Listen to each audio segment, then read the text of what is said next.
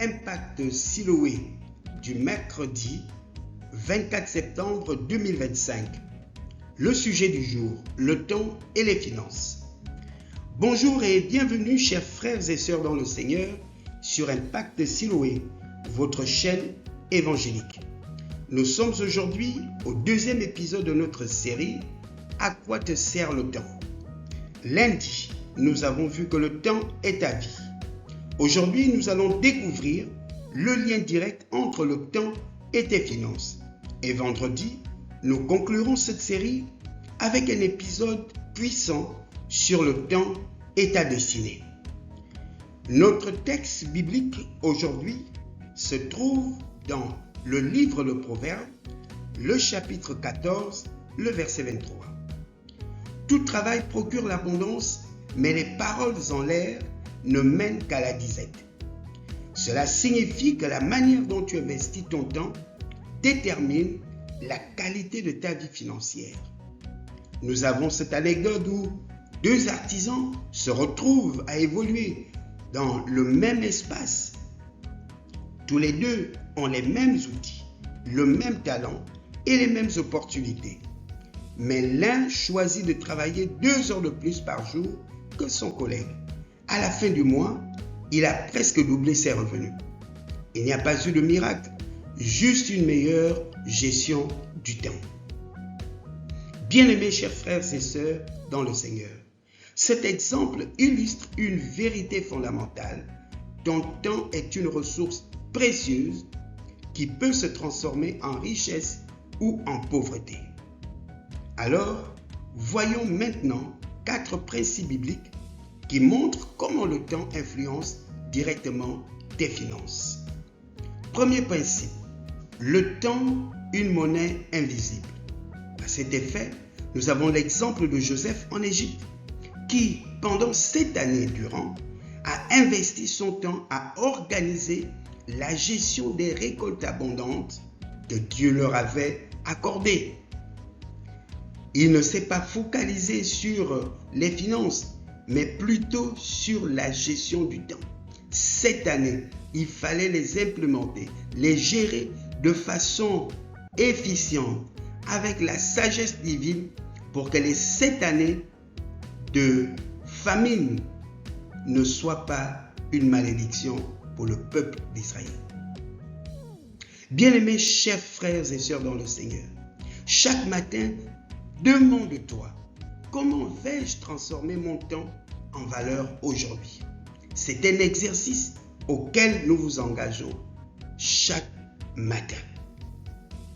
Principe numéro 2. La paresse détruit les finances. Proverbes 6, 9 à 11. Et toi, paresseux, combien de temps resteras-tu couché? Quand cesseras-tu de dormir? Tu veux prendre un peu de sommeil et t'assoupir un petit moment? Tu restes un peu étendu en te croisant les bras. Pendant ce temps, la pauvreté te surprendra comme un rôdeur et la misère comme un pillard. Bien-aimés, chers frères et sœurs, la nature est pleine d'enseignements pour qui sait l'observer. L'exemple proposé aux paresseux est celui de la fourmi laborieuse. Le paresseux qui préfère dormir ou rester couché, inactif, sera surpris par la misère. Alors nous devons aussi comprendre, bien-aimés, que notre responsabilité est de découvrir ce que nous pouvons faire en plus de notre occupation professionnelle actuelle. Il y a cette anecdote des champs abandonnés dans certains de nos villages. Que faisons-nous ici? Reconsidérons notre engagement, notre réalité et l'appel que le Seigneur nous adresse, celui qui consiste à pouvoir valoriser nos environnements ruraux.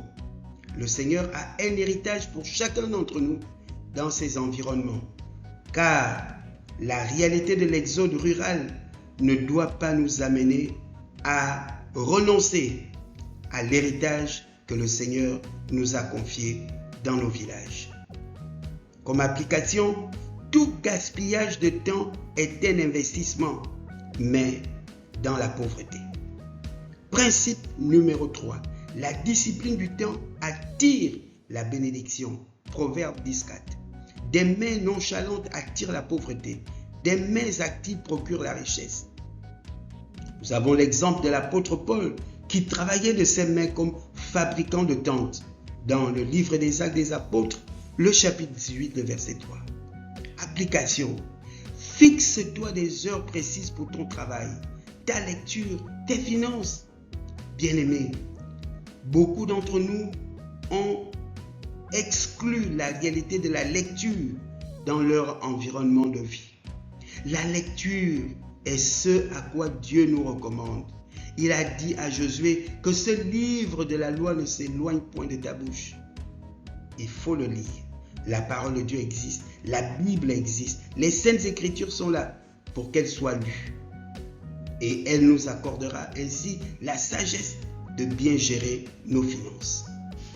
Quatrième principe, ton temps est une semence pour tes finances. Galates 6.7. Ne vous y trompez pas, on ne se moque pas de Dieu. L'homme récolte ce qu'il aura semé. Nous avons cet exemple d'un entrepreneur chrétien qui se forme régulièrement. Investis une partie de ton temps chaque jour dans une activité qui augmentera tes revenus demain. Que fais-tu de ton abonnement Wi-Fi? Cherche dans les nouvelles technologies une opportunité de te former, d'acquérir une nouvelle compétence qui te donnera la possibilité d'être excellent et de pouvoir acquérir des revenus supplémentaires. Ton temps, bien-aimé, est ton premier capital financier. Ce que tu fais de ton temps aujourd'hui détermine ton niveau de vie de demain. Alors, choisis dès aujourd'hui, décide dès aujourd'hui, prends l'engagement dès aujourd'hui, par jour, de mettre 30 minutes de côté pour travailler sur une compétence, un projet, une activité productive qui t'apportera des revenus supplémentaires d'ici 3 mois. En somme, d'ici le mois de décembre, pour que dès 2026, tu sois différent de ce que tu es aujourd'hui.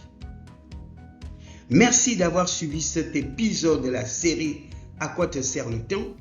Rendez-vous vendredi pour le dernier épisode « Le temps est ta destinée ». Je suis votre frère, votre serviteur, le docteur Esson Obiang Gilbert pour Impact Siloé. Partagez cet épisode, abonnez-vous à Impact Siloé pour recevoir d'autres enseignements. Que le Seigneur vous bénisse, qu'il vous fortifie. Au nom de Jésus. Amen.